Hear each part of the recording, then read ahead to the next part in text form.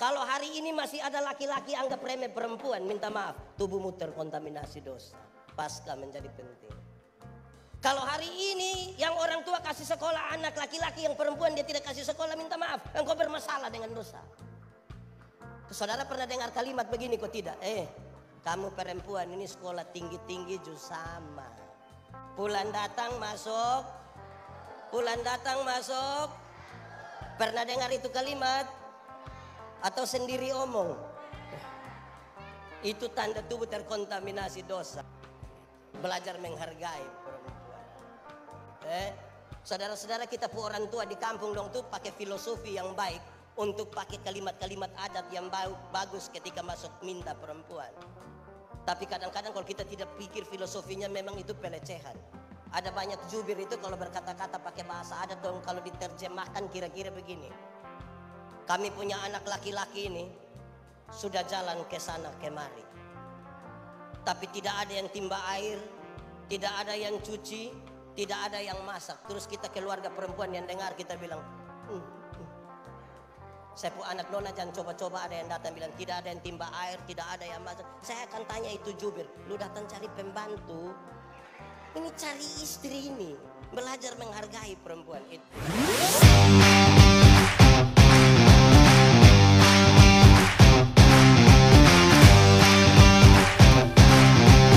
Kenapa dia tumbuh? Karena tubuh kita hidup. Tapi kalau baru begitu, manusia tidak berbeda dengan ayam. Kok ayam juga bertumbuh. Itu pertama. Kedua, manusia diberikan jiwa yang hidup. Diberi apa? Jiwa itu apa? Manusia diberi akal dan perasaan. Perjumpaan yang baik antara akal dan perasaan itu yang membentuk karakter manusia. Ayam itu ada otak, tapi tidak pakai otak. Makanya tidak ada sekolah ayam. Atau di Jakarta ada sekolah ayam? Tidak ada. Ayam itu ada hati. Ayam ada hati kok tidak? Dia pun nama hati apa? Hati. Tapi ayam tidak pakai perasaan. Makanya ayam tidak kenal cemburu. Atau ayam di Jakarta cemburu? Tidak. Manusia diberikan pikiran dan perasaan. Perjumpaan yang berimbang ini membentuk karakter manusia. Ketiga, manusia diberi roh yang hidup. Roh itu apa? Roh itu yang menghubungkan manusia berdosa ini dengan Tuhan Allah. Roh itu yang membuat manusia gelisah kalau dia tidak berdoa. Roh itu yang mendorong manusia mencari Tuhan. Saudara lihat, punya tubuh yang hidup, jiwa yang hidup, roh yang hidup. Terus dia bilang begini, gambar dan rupaku kuberikan kepadamu. Gambar itu apa? Hakikat Tuhan Allah yang kekal dan kudus diberikan kepada manusia. Kekal, kudus lagi, sempurna lagi. Dalam keadaan yang sangat baik ini, punya tubuh yang hidup, jiwa yang hidup, roh yang hidup, tidak dibatasi oleh ruang dan waktu, kudus dan sempurna. Baru Tuhan bilang begini, manusia, semua ini kuberikan kepadamu, engkau yang atur. Dunia ini mau baik, tergantung manusia. Dunia mau rusak pun tergantung. Tambah satu kalimat pendek ini, bahkan setan-setan pun harus tunduk kepada manusia. Bahkan apa? Setan-setan pun harus tunduk. Pertanyaannya jadi gampang sekarang, boleh jawab. Kita takut setan atau setan takut kita? Boleh jawab. Kita takut setan atau setan takut kita? Yakin setan takut kita? Atau kita dan setan bakas takut? Kadang-kadang kita yang kas takut setan, kadang-kadang setan yang kas takut kembali kita. Yang benar mana? Kita yang takut setan atau setan takut kita? Kerinduan kita setan takut kita. Kenyataan membuktikan kita yang takut setan. Kenapa hal itu terjadi saudara? Karena ada kerusakan otoritas Tuhan yang ada pada kita. Setan itu kan tidak takut, kita pun teriakan. Setan takut otoritas Tuhan yang ada pada kita. Kalau ada orang kerasukan setan tidak usah berteriak, kan dia tidak takut, kita pun teriakan. Tuhan Yesus ketika orang kerasukan setan tanpa bicara satu kata, setan keluar sendiri. Kita punya berhari-hari dalam nama Yesus, dalam setan tidak keluar. Yang berteriak kuat-kuat jangan sampai dia yang takut setan. Wah itu serius itu saudara. Mari kita lihat lebih lanjut. Pertanyaannya saudara, penciptaan yang sangat bagus, punya tubuh, jiwa, roh yang bagus ini, dan punya itu gambar dan rupa Allah yang baik menjadi rusak karena apa? Sepotong saja. D-O-S-A. Apa itu? Dosa. Pengertian dosa di Taman Eden itu ringan. Dosa ialah usaha manusia untuk melangkah melewati batas. Tuhan bilang begini, manusia, semua dalam taman ini boleh kau makan, yang ini tidak boleh. Waktu dia mau berusaha melangkah melewati batas itu, namanya dosa. Ada 1-2 orang yang biasa minum sopi, don't tanya saya. Di sini ada yang biasa minum sopi? Ada. Itu yang dari rote mana? Oh, tidak. Ada 1-2 orang yang biasa minum sopi, don't tanya saya begini. Pendeta, yo, boleh minum sopi kok tidak? Saya tidak tahu. Pendeta apa kita tanya, bukan jawab tapi bilang tidak tahu. Saya bilang begini, ada legenda Yunani tentang pohon anggur. Legenda ialah cerita yang latar belakangnya kita tidak tahu, tidak apa-apa. Tapi pesan-pesan moralnya perlu kita pakai. Legenda itu bilang begini, pengusaha anggur yang pertama di dunia ialah Nuh. Siapa? Waktu Bahtera itu kandas di Ararat, air surut, Nuh turun langsung tanam anggur. Boleh hafal. Hari pertama Nuh siram pakai darah domba. Darah apa? Domba. Hari kedua Nuh siram pakai darah singa. Darah apa? Singa. Hari ketiga Nuh siram pakai darah monyet. Darah apa? Hari keempat Nuh siram pakai darah domba. Darah apa? Domba. Terus orang tanya, Bapak, itu dia maksud apa? Nuh bilang begini, kalau engkau minum satu seluki. Tadi pakai darah apa? Domba. Engkau akan tulus seperti anak domba. Dan karena itu tempat minummu di perjamuan kudus. Perbuatlah ini menjadi peringatan akan aku. Kalau berapa seloki? Kalau engkau minum 2 seloki, tadi pakai darah apa? Singa. Engkau akan kuat seperti singa. Dan itu tempat minummu di pinggir kebun. Lihat kita pun teodong di toodon di rote itu, kalau mau masuk tofa kebun 2 seloki dulu. Terus pitofa keluar 2 seloki lagi. Tidur bangun berapa seloki? 2 seloki. Kalau berapa seloki tadi? Kalau engkau minum 3 seloki, tadi pakai darah apa? Oh, itu tempat minumnya di atas pohon. Lebih banyak dia pun goyang-goyang. Itu belum minum miskin Bapak, belum minum miskin. Tapi kalau setiga seloki dia bilang ambil tahan. Pikas tahu di rote ada begitu. Orang rote di Jakarta ada juga. Di 3 seloki itu suara tinggi, ceritanya tinggi, isinya tinggi, suaranya. Dan saudara tahu banyak istri kena pukul di 3 seloki itu. Banyak. Di sini ada suami-suami yang biasa pukul istri. Atau saya balik dia pun pertanyaan, ibu-ibu yang biasa kena pukul dari suami, coba angkat tangan. Jangan coba-coba. Berani angkat tangan pulang kena pukul ulang. Saya tidak tanggung jawab itu. Itu kalau berapa seloki? Kalau engkau minum 4 seloki, tadi pakai darah apa?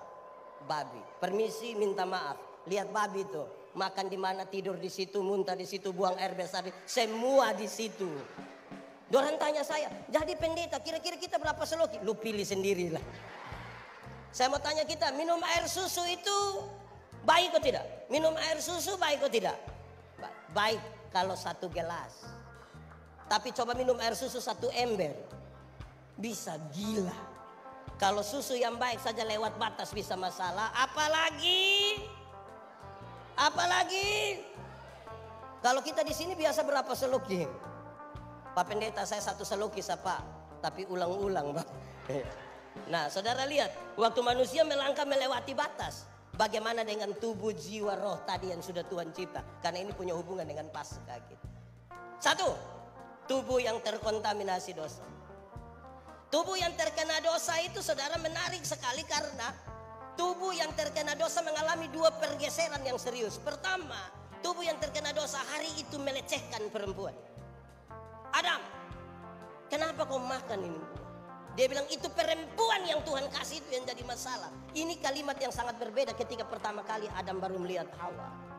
Waktu Adam baru melihat Hawa, dia bilang apa? Dialah tulang dari tulangku, daging dari dagingku. Itu waktu belum jatuh dalam dosa. Dia bilang, non, di non punya tulang itu saya pun tulang. Engkau pun daging, saya pun daging. Kalau engkau sakit, saya juga sakit. Kalau engkau sedih, saya juga sedih.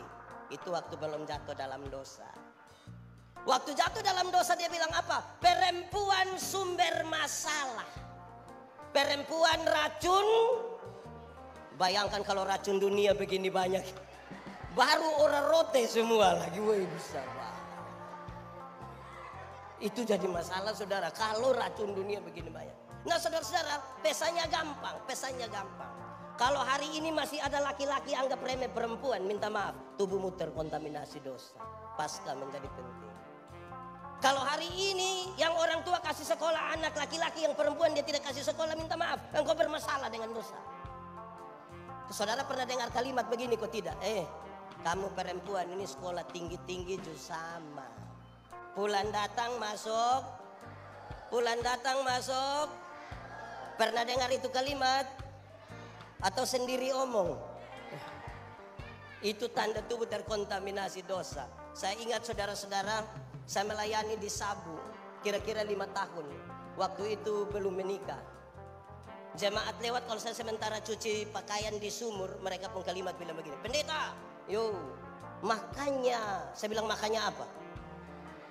Kawin sudah. Saya bilang kamu otak itu tidak betul. Kalau mereka ke rumah pelayan, saya sementara sapu rumah, dia bilang, pendeta, yo, makanya. Saya bilang makanya apa? Kawin sudah, kamu otak tidak betul. Pak pendeta, kenapa setiap kali kami minta bapak kawin, bapak bilang kami otak tidak betul? Saya tanya dorang, kalau pakaian kotor apa yang harus dilakukan? Kalau pakaian kotor apa yang harus dilakukan? Cuci, bukan kawin. Hanya orang yang otak miring, yang pakaian kotor di sini dia kawin di sana supaya pakaian bersih. Itu otak. Kalau rumah kotor apa yang harus dilakukan? Sapu, bukan kawin. Siapa yang kalau rumah kotor di sini dia bilang sapi kawin dulu supaya rumah bersih? Tapi toh kemudian kalau ibu-ibu harus cuci, harus timba air, harus masak, bukan karena dia pembantu, tapi dia melakukan itu atas nama cinta. Tepuk tangan lo kasih ibu-ibu lah. Biar kita belajar menghargai ini ibu-ibu. Ada kesempatan mereka urus rambut dulu. Jangan sampai kita pulang dia rambut berdiri sebegini baru kita bilang. Belajar menghargai perempuan. Saudara-saudara kita pun orang tua di kampung dong tuh pakai filosofi yang baik untuk pakai kalimat-kalimat adat yang bagus ketika masuk minta perempuan. Tapi kadang-kadang kalau kita tidak pikir filosofinya memang itu pelecehan. Ada banyak jubir itu kalau berkata-kata pakai bahasa adat dong, kalau diterjemahkan kira-kira begini. Kami punya anak laki-laki ini sudah jalan ke sana kemari. Tapi tidak ada yang timba air, tidak ada yang cuci, tidak ada yang masak. Terus kita keluarga perempuan yang dengar kita bilang, saya pun anak nona jangan coba-coba ada yang datang bilang tidak ada yang timba air, tidak ada yang masak. Saya akan tanya itu jubir, lu datang cari pembantu, ini cari istri ini. Belajar menghargai perempuan, itu pertama. Tapi yang kedua saudara, tubuh yang terkontaminasi dosa, hari itu mulai memberhalakan bagian-bagian tubuh tertentu. Bagian-bagian tubuh tertentu jadi berhala baru.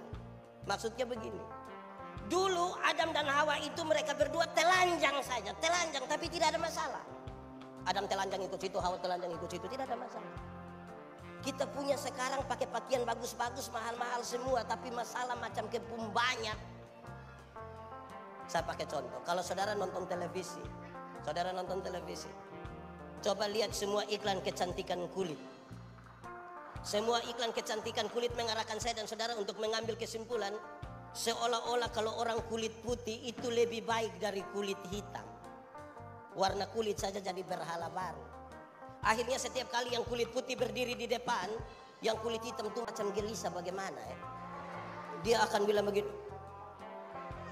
Padahal ada lagu dulu bilang begini, biarlah yang hitam, jangan harapkan jadi putih. Pakai oker juga tidak bisa. Saudara pakai pemutih di muka, seleher ke bawah gelap lagi dan saudara akan makin gelis.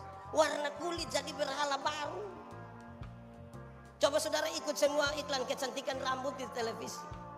Seluruh iklan kecantikan rambut di televisi mengarahkan saya dan saudara untuk ambil kesimpulan, seolah-olah kalau orang rambut lurus itu lebih baik dari rambut keriting. Saya protes. Saya berkhotbah di banyak sekali acara mendorong budaya positif Valentine. Saya bilang begini, di hari kasih sayang itu, yang paling akan menikmati belayan seorang suami adalah mereka yang rambut keriting, bukan yang rambut lurus. Yang rambut lurus itu kalau dibelai tidak terlalu indah. Mungkin karena lurus terus kita bilang sayang, itu tidak dapat. Balicin itu sayang, tidak dapat. Yang keriting itu kalau dibelai menarik. Sayang. Jangan gelisah hanya karena keriting. Amin kok. Tuhan tidak pernah salah menciptakan satu manusia pun. Amin kok tidak. Saya Timur, saudara Rote, Tuhan pernah salah? Tidak. Tapi banyak orang tidak mampu menerima keadaan dirinya. Zaman sekarang berat badan saja bisa jadi berhala baru, berat badan. Seolah-olah seorang perempuan cantik itu harus tinggi 170, berat badan 48 kg. Jadi proporsional betul-betul. Akhirnya banyak ibu-ibu tidak makan malam. Mereka hanya telan ludah malam. Terus asam lambung naik, ini sakit, dia pegang dia bilang, dalam nama Yesus. Tidak akan. Berat badan. Coba saudara lihat, izin ibu-ibu. Kalau ada ibu-ibu gemuk dua duduk di sini, terus yang gemuk satu lewat begitu. Saudara dengar dua percakapan. Satu pasti korek, satu dia bilang begini. Saya dan dia siapa lebih kurus. Dia butuh pengakuan sekali tuh. Di Jakarta juga ada begitu. Orang Rotterdam juga ada begitu. Itu yang fam apa dong? Jangan omong. Itu kalau sampai omong fam tuh tidak baik. Tapi saudara lihat bahwa kita kadang-kadang bermasalah dengan diri. Ada banyak orang tua berpikir ini cuma main-main gila. Kalau ada anak satu kulitnya agak gelap sedikit, mereka pun cara panggil dia di rumah tuh menarik. Black. Kasihan itu anak tuh, kasihan dia betul. Pernah dengar itu kalimat kok? Di sini juga ada. Itu orang ada di sini. Kadang-kadang kita terlalu melecehkan. Ada orang yang kulit hitam datang sama-sama di acara PRB. Terus tiba-tiba dia bilang, "Salam." Yang satu bilang begini, "Suara ada tapi orang tidak ada." Bawa senter dulu. Bayangkan. Di PRB ada begitu juga. Wih, itu bahaya itu, saudara. Apa yang ingin saya katakan buat kita? Banyak orang tidak mampu menerima dirinya. Kalau dia tidak mampu terima dirinya, dia tidak akan pernah tahu apa yang Tuhan taruh di dia untuk jadi berkat bagi orang lain. Dia mesti tahu apa yang ada pada dia. Banyak orang Timur, banyak orang NTT tidak ingin jadi orang NTT, tidak ingin jadi orang Timur. Mereka ingin jadi orang Barat. Akhirnya tidak bisa jadi orang Eropa dan jadi orang Rote Barat, Manggarai Barat. Karena tidak mampu menerima dia sendiri. Tuhan tidak pernah salah menciptakan. Woi, saudara tahu seberapa pentingnya, seberapa besar pengaruh hal ini? Sangat besar. Saya ingat saudara-saudara tahun 96 saya datang ke Kupang untuk sekolah teologi di Kupang. Saya ini kan suka perempuan. Sebagai laki-laki normal kan saya suka perempuan. Saya begini-begini suka perempuan. Tapi mereka tidak ada yang suka saya. Setiap kali kalau salam itu yang ada hanya ditolak sah. Biasa kita titip salam. Orang-orang tua tahu kalau dulu titip salam. Kalau kita bilang begini, "Non, salam lu pun teman Wih, dia pun cara tuh menarik. "Non, ada salam dari Yandi." Dia pun tanggapan begini, "Yandi? Yandi itu orang apa? Dari mana?" Dia kira saya orang gila kali. Terus dong kasih tahu, Yandi itu orang Timur dari Soe. Dia bilang, "Hah? Saya dalam hati ada masalah, kok dia orang Soe?" Tapi dia tuh orang baik, dia calon pendeta itu, dia orang baik itu. Ini nona jawab apa? "Ih, perbaiki keturunan Kira kita ini keturunan ular beludak. Ini masalah ini. Saudara, saya simpan di hati saya betul-betul. Saya tidak marah. Memang kalau dia tidak mau bikin bagaimana. Cinta kan tidak harus dipaksakan. Saya belajar baik-baik, sekolah baik-baik, saya melayani baik-baik. Ketika dia tahu yang di Manobe sekarang terkenal, malam-malam dia inbox. Ini manusia tidak pantas. Ini ada yang salah dalam penilaian. Seberapa kuatnya hal ini, saudara? Ini kan untuk kepentingan Pasca dan PRB. Saya mau kasih saudara. Kita di NTT menarik kan, ini orang NTT, berdarah NTT banyak. Kalau ada orang Timur satu bodoh, rame-rame akan bilang dasar Timur KU. Hai, satu orang kau kita semua jadi Timur bodoh, Karman. Pernah dengar itu kalimat? Atau sendiri omong? Yang paling banyak omong tuh orang mana? Rote. Wah, ini masalah. Ada orang Rote satu omong taputar, dong bilang begini, otak.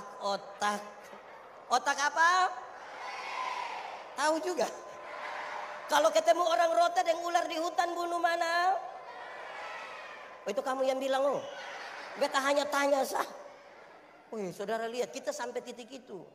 Kalau siang-siang ada laki-laki dewasa jalan bawa ayam jantan satu. Dia orang mana? Sabu. Langsung tahu. Kita sudah sampai titik yang macam begitu. Kita punya penghargaan kepada kemanusiaan itu semakin bermasalah. Karena tubuh yang terkontaminasi dosa. Dalam banyak acara-acara kenegaraan itu menarik kalau kita lihat yang bawa acara. Atau dia bawa sambutan tuh. Saya kadang-kadang heran. Dia datang dan datang ini dia bilang, Gubernur Nusa Tenggara Timur yang kami hormati. Tidak tahu dia hormat betul kok tidak, yang penting dong. Wali kota yang kami hormati. Bapak Ibu pendeta yang kami kasihi. Begitu. Tapi kalau di Rote pagi-pagi penjual ikan lewat kita panggil bilang ikan. Gitu. Penjual ayam kita bilang. Penjual sayur kita bilang. Penjual tomat kita bilang. Dorang ada nama kok tidak. Nah kenapa panggil tomat? Cara menghargai kita ini bermasalah. Jangankan itu, perusakan kemanusiaan ini terjadi mulai dari rumah. Terjadi mulai dari rumah. Kalau kita tanya kita punya orang tua, Papa, anak berapa? Saya punya anak 4 orang, Pak Pendeta. Terus orang suka kerja di mana? Puji Tuhan Bapak, yang 3 sudah jadi manusia Bapak. Anak 4 orang, yang sempat jadi manusia berapa? Tidak tahu yang satu tuh apa, kita juga tidak tahu. Kemungkinan dia batu mengkali itu. Di sini ada orang tua yang biasa omong begitu. Itu orang tua ada di sini. Bisa tunjuk? Oh jangan, bisa jadi masalah nanti itu. Jadi kita punya urusan kemanusiaan ini rusak. Kenapa? Karena tubuh kita terkontaminasi dosa. Pesan pasca kita saudara, bagi sebuah persekutuan di PRB adalah jangan suka lecehkan satu dan yang lain. Kan Tuhan tidak pernah kasih cipta kita salah. Kita kan mau PRB ini jadi panjang, jadi lama, penuh sukacita, penuh persaudaraan. Lantas kalau begini mau jadi apa? Itu pertama, tubuh terkontaminasi dosa. Kedua, jiwa. Jiwa yang terkontaminasi dosa itu menarik. Jiwa yang terkontaminasi dosa itu saudara, membuat perjumpaan antara akal dan perasaan sudah tidak lagi berimbang. Hasilnya, Adam tuduh Hawa. Hawa bilang ular, mereka baku tuduh. Adam, kenapa kau makan ini buah? Itu perempuan. Perempuan kenapa makan? Itu ular. Baku tuduh. Kenapa? Perjumpaan antara akal dan perasaan sudah tidak lagi. Di PRB ada yang biasa baku tuduh kok. Jangan baku tuduh. Jangan bicara kalau kita tidak tahu apa-apa tentang sesuatu. Interpretasi hanya boleh dibangun di atas dasar fakta. Data, fakta. Interpretasi itu kira-kira begini. Seorang laki-laki dewasa, seorang perempuan dewasa, mereka dua bukan suami istri, masuk satu kamar, kunci pintu, kasih mati lampu. Saudara duduk begini. Terus saya datang, saya tanya, siapa di itu ruangan? Saudara bilang Pak ini dan ibu itu. Baik. Pertanyaan kedua, dorang dua ada buat apa di situ? Yang jiwanya bermasalah akan pakai bahasa Kupang bilang begini, tahu sendiri apa? Tahu apa? Kok saya tidak tahu? Suruh saya tahu barang yang saya tidak tahu. Harusnya kalau saya tanya, dorang dua ada buat apa di situ? Minta maaf Pak, saya tidak tahu. Titik. Tapi kalau dia bilang tahu sendiri yang Pak, itu positif atau negatif? Kalau mau tambah yang positif. Dorang dua ada buat apa di situ? Minta maaf Bapak, saya tidak tahu. Kemungkinan besar dorang dua ada berdoa Bapak. Sudah dari tadi dong berdoa di situ. Saudara kita tidak yakin nih orang berdoa ini. Tambah yang positif. Saudara tahu, puncak dari jiwa yang terkontaminasi dosa, Kain tega sekali membunuh adiknya Habel. Karena perjumpaan akal dan perasaan sudah tidak lagi berimbang. Dia tidak kenal saudara. Tuhan bilang begini, Kain, kenapa mukamu muram dan hatimu panas? Ingat, dosa di depan pintu dan sangat menggoda engkau, tapi engkau harus berkuasa atasnya. Kain tidak mampu berkuasa atas dosa itu. Lantas dia bunuh adiknya Habel. Dengarkan dia punya hukuman. Tuhan bilang begini, tanah yang engkau upayakan itu tidak akan memberi hasil yang baik. Saya coba untuk menyimpulkan itu teks. Dia bilang begini, muka muram, hati panas, berkat jauh. 1, 2, 3. Muka muram, hati panas, berkat Lebih kuat sedikit, 1, 2, 3. Muka murah, hati berkat. Itu serius. Perjumpaan antara akal dan perasaan kalau tidak berimbang. Kadang-kadang saudara tahu bahwa orang-orang yang perjumpaan akal dan perasaan tidak berimbang itu buat hal gila. Tadi saya tanya di awal, saya suka bawa khotbah ini di mana-mana. Kita takut setan atau setan takut kita? Terus ada yang bilang setan takut kita. Saya yakin, iya. Banyak orang percaya Tuhan tidak pakai otak. Kenapa? Saya tidak tahu orang Rote yang sudah di Jakarta. Tapi masih banyak kami yang ada di NTT. Iblis itu kan takut doa orang beriman. Amin. Tapi banyak ibu-ibu hamil keluar malam dorang tidak berdoa. Dong ambil paku 10 cm tusuk di sini. Itu dia otak miring itu. Di Rote ada. Di Jakarta. Saya kadang-kadang aneh kok ini kepala ini dong taruh sisir besi, gunting, paku. Sebenarnya itu kepala kok toko bangunan. Jadi semua yang jahat di sini. Coba lihat anak-anak yang baru lahir. Coba kita pulang di Rote lihat anak-anak yang baru lahir. Ini anak semua montok-montok bagus-bagus, menggemaskan lagi. Celana bagus, baju bagus, kancing 3. Dia pun mama tambah apa di sini? Tambah apa? Itu biasa tambah untuk usir setan, saudara lihat. Saya melayani di pedalaman Amluban Timur, satu malam mau ke Kupang 180 km. Saya ambil motor naik, ibu pendeta naik, kami pun anak umur 1 tahun naik. Pas mau jalan jemaat bilang begini, Bapak, yuk jangan lupa taruh genoa. Saya bilang untuk apa? Usir setan. Lu yang setan. Setan mana? Saya mau tanya kita, kalau tangan kanan gatal artinya? Kalau tangan kanan gatal artinya? Yakin. Kalau orang tangan kanan gatal artinya dapat uang, itu berarti orang koreng itu kaya raya. Karena bukan tangan kanan saya yang gatal, semua gatal habis itu. Alkitab kasih tahu, satu-satunya cara untuk dapat berkat adalah kerja. Bukan bagatal. Siapa yang suruh kita bagatal dapat uang? Tidak ada itu. Ada yang aneh. Kalau otak dengan iman sudah tidak jalan tuh kita gila sendiri, saudara. Satu saat minggu kedua bulan Desember kami ada di gereja. Waktu itu hujan belum turun. Takut kekeringan di musim berikut. Saya bilang kepada beberapa orang, saya bilang begini. Hujan belum turun Dia bilang proyek Pak, proyek. Jadi saya heran apa hubungan hujan dan proyek. Dia bilang Bapak akhir tahun begini proyek pemerintah banyak Bapak, jadi orang tutup hujan. Saya bilang hujan bisa ditutup? Bisa. Bagaimana cara? Saya bayangkan penjelasannya ilmiah. Ilmiah artinya masuk akal dan bisa dipertahankan terus menerus. Saya bayangkan awan hitam yang gelap itu tembak pakai sinar laser atau pakai efek kaca pantul cahaya ke itu awan. Saya bayangkan begitulah. Tapi ternyata dia bilang begini, permisi Bapak, kita tinggal buang pakaian dalam di atas rumah, hujan tidak turun. Saya tanya itu celana dalam merek apa itu? Yang kalau buang hujan tidak turun itu. Kalau hujan bisa ditutup pakai itu, Jakarta ini tidak akan pernah banjir. Tidak akan. Tinggal semua warga Jakarta pegang dia punya. Terus gubernur hitung 1. Memang ini penting Amin kok. Orang yang perjumpaan jiwanya bermasalah, akal dan perasaannya bermasalah, itu sedikit-sedikit marah, sedikit-sedikit tersinggung, sedikit-sedikit tersinggung, sedikit-sedikit tersinggung, tersinggung kok sedikit-sedikit. Orang baru lihat dia lu lihat apa? Itu jiwanya bermasalah. Di PRB ada yang sedikit-sedikit tersinggung ada. Dia ada di sini. Coba lihat dia. Kenapa semua lihat saya? Ya saudara, jiwa yang bermasalah tuh mempengaruhi persekutuan lebih jauh. Kita butuh pasca untuk kita. Nah, saudara-saudara lihat kenapa dia soal di sini. Nah, saudara-saudara, hal itu serius. Kenapa? Kalau ini tidak jalan sama-sama, kita bisa hilang lenyap di banyak dunia kata-kata saja. Kita hilang lenyap. Banyak orang Kristen hilang lenyap di dalam dunia kata-kata. Padahal daftar makanan tidak dapat melenyapkan laparmu, tidak dapat.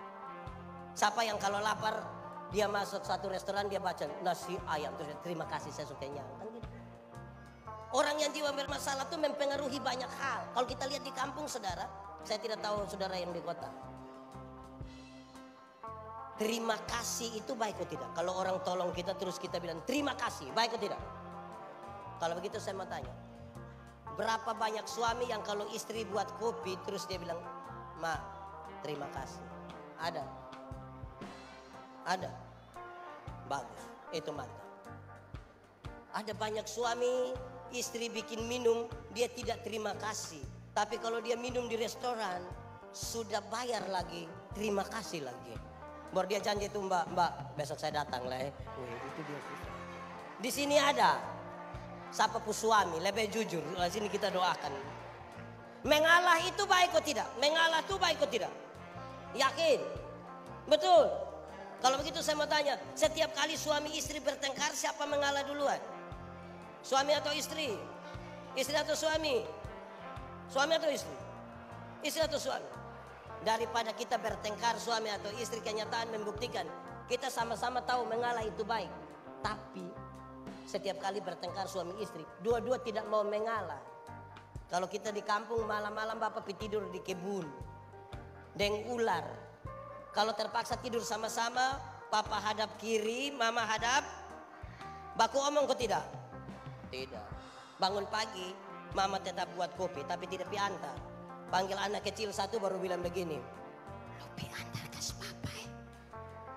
Bapak terima kopi di ruang tamu, papa bilang, "Mama yang suruh kok." Terus ini anak dari depan mau pulang di belakang, dia pun mama panggil, kau tanya, "Papa bilang apa?" Su tidak sehat. Pernah alami itu kok? Bertobat sudah. Kedua nih. Ketiga, roh yang terkontaminasi dosa.